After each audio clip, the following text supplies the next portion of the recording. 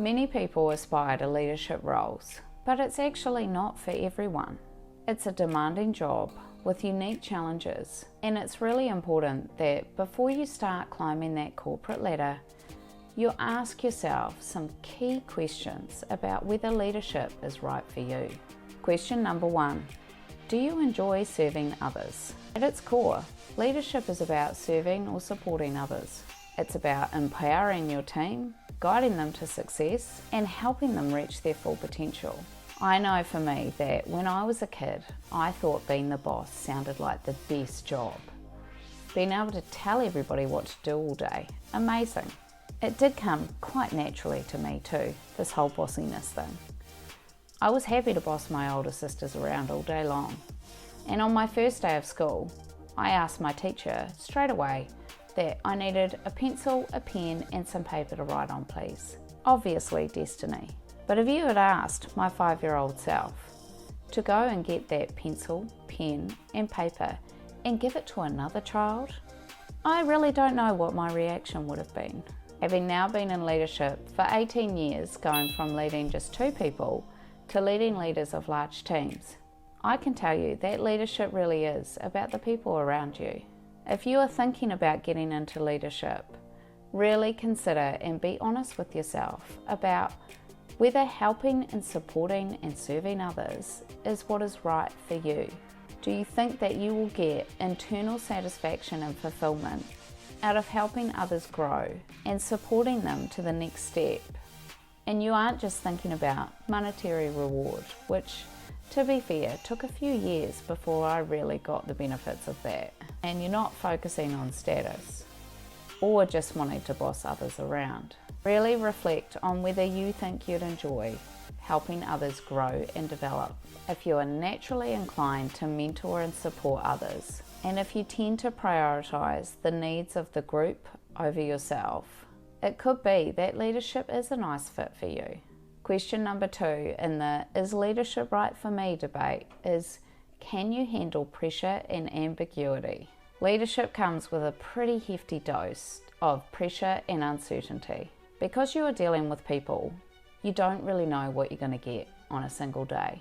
All of us all have our own lives, our own situations, our own circumstances, which can change in an instant. So you could be dealing with a variety of different personal situations with individuals on any given day.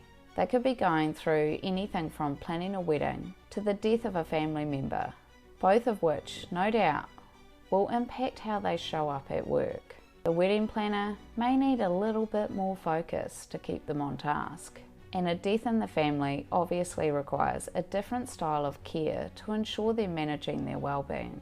Alongside all these individual situations that you have in people's personal lives, you also have the situations of work itself. Perhaps in general things are going well for the organisation, which is good, but it could mean more pressure as there's more work coming in, and perhaps you yourself need to recruit more people to keep on top of it. Or it could be the opposite and things aren't going great and you're having to manage layoffs or job cuts and everything that goes along with that, which I have done a video about, which is linked on your screen too. Reflect on how you cope under pressure. Do you find yourself overwhelmed and really struggle to cope with even the simple things when the pressure is on? Or are you comfortable and thrive in a pressured environment? Are you comfortable with ambiguity and the unknown? This can be challenging, as sometimes you are not fully informed of the situation, and your team could be asking you a lot of questions about a particular thing and creating a bit of drama, which you would obviously want to get on top of quickly. This is where you want to be naturally inclined to be calm and collected during any challenging situations, even when you yourself don't know anything more than what your team know. You have to be able to keep the team together, keep them focused, and keep your own concerns at bay. I've been around a couple of leaders who tended to stress out when things became quite pressured. It was very uncomfortable, and one in particular was so well known for making everything a big drama that no one actually took much notice of their reactions, which was in some ways more alarming, as it really showed that they didn't really have the respect of their team around them. which I know I would not want for my leadership reputation. Question number 3 is, are you passionate about your own professional and personal growth? No doubt you have already heard many times the importance of developing and growing yourself as a leader, but do you actually want to invest that time yourself? It is something that can take a bit of getting used to, as often it requires you to have to step outside of your comfort zone and attend seminars or courses and have to front up and say, yeah, I haven't dealt with that before, so that you can learn new things. You can also do this through online resources, a lot of which are free. Try exploring new ideas around leadership.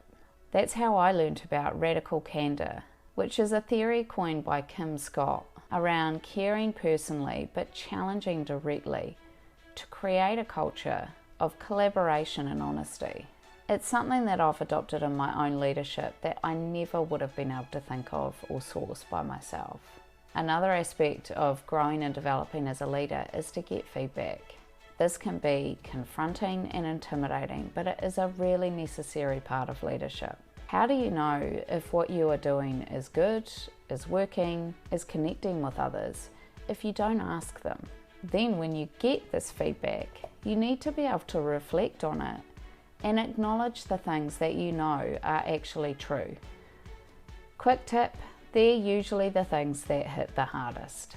Those are usually the things that have a bit of truth in it, that you know deep down that you need to address. But you also need to be able to use your own judgment to discard the bits of feedback that actually aren't that useful for you. You obviously don't want to mold yourself on what everybody else wants you to be. You want to be your own authentic self as a leader. Another aspect of this is knowing when it's time to stretch yourself more and create more of a challenge in your leadership. So the path of learning and growing doesn't stop when you get the leadership job. In my mind, it probably goes forever. Check out the video linked on your screen if you want to hear more about Kim Scott's radical candor. And thanks very much for watching.